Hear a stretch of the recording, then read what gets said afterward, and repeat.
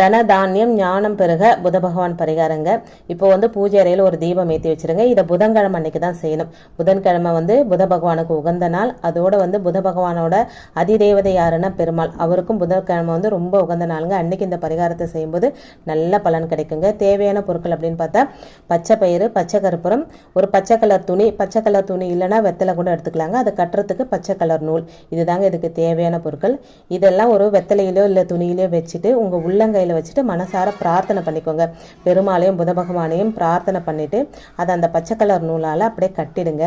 கட்டிட்டு இதை கொஞ்ச நேரம் பூஜை அறையில வச்சுட்டு நல்லா பிரார்த்தனை பண்ணிடுங்க. பெருமாளோட போட்டோ இருந்ததுன்னா பெருமாளோட பாதங்களில் கூட இதை நீங்க வச்சிடலாங்க. அதுக்கப்புறம் கொண்டு போய் உங்க பீரோல வச்சிருங்க. இந்த பச்சை பயிரை மாசத்துக்கு ஒரு முறை புதன்கிழமையில மட்டும் மாத்தினா போதுங்க. இப்படி மாற்றும் போது பழைய பயிரை வந்து பறவைகளுக்கு உணவா போட்டுருங்க. அப்படி இல்லைன்னா கால்படாத இடத்துல போட்டுருங்க. இந்த பரிகாரம் செய்வதன் மூலம் வீட்டில் பணத்தடை இல்லாமல் தனதானிய செல்வங்கள் பல மடங்கு பெருகும் அப்படின்னு